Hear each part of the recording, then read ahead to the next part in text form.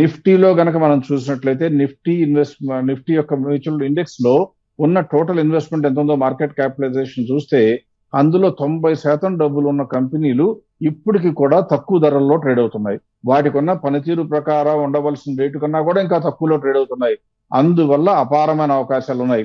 Market లో గనక బాగా అతలాకుతలం కొద్దిగా కుదుపులు ఎక్కువైపోతే లార్జ్ క్యాప్ షేర్స్ కొనుక్కోవాలి. రిటైల్ ఇన్వెస్టర్స్ ఎప్పుడు కూడా గత 4 సంవత్సరాలుగా చిన్న చితక మిడ్ క్యాప్ ఇవే కొంటున్నారు కానీ పెద్ద కంపెనీలకి వెళ్ళటం లేదు. ఎందుకంటే అవి పెద్ద రేట్లు ఉంటాయి, ఎక్కువగా మనకు అందవు అని. అలా కాకుండా పెద్ద కంపెనీల్లో కొనుక్కోవటం మంచిది. ఇప్పుడు బోలెడన్న అవకాశాలు ఉన్నాయి కాబట్టి అలా గనక చేసినట్లయితే డబ్బుకి భద్రత ఉంటుంది, రాబోయే రోజుల్లో పెరుగుతుంది. మన పీక్ చూసుకుంటే నిఫ్టీ లెవెల్లో చూస్తే 26,270 పీక్ వచ్చిందండి. ఆ పీకు ఈ సంవత్సరంలో నా లెక్క ప్రకారం ఖాయంగా దాటి తీరాలి. ఎందుకు దాటాలి అంటే ఇండియాకు ఉన్నటువంటి అవకాశాలు అంత బ్రహ్మాండంగా ఉన్నాయి. అంటే ఇక్కడ నుంచి 10% ఇండెక్స్ లోనే పెరగాలి. ఈ 7 నెలల్లోనే ఇంత నమ్మకంగా చెప్పడానికి కారణం అపారంగా వస్తున్నటువంటి అవకాశాలు. ఇకపోతే ఎక్స్పోర్ట్స్ గురించి కూడా కంగారు పడక్కర్లేదు.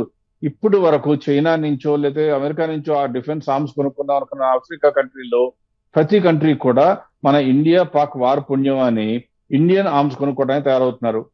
అమెరికాలో ఉన్నటువంటి పెద్ద పెద్ద డిఫెన్స్ అనలిస్టులు కూడా Indian made defence equipment is far better than all other equipment in the country compare to the price అని చెప్తున్నారు.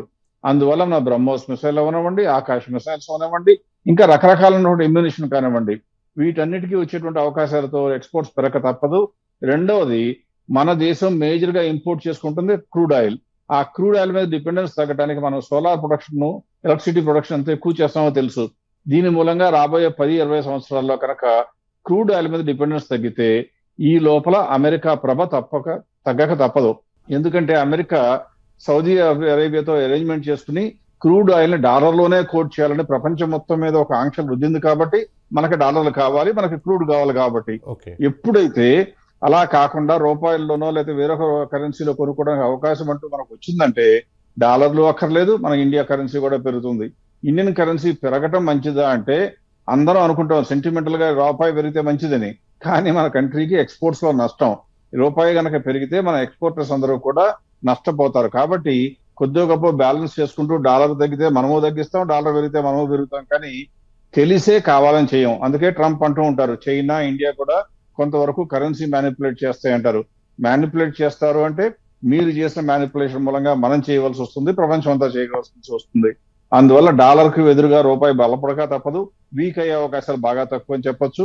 ఇండెక్స్ బలపడక ఎట్టి పరిస్థితుల్లోనూ ఆగదు.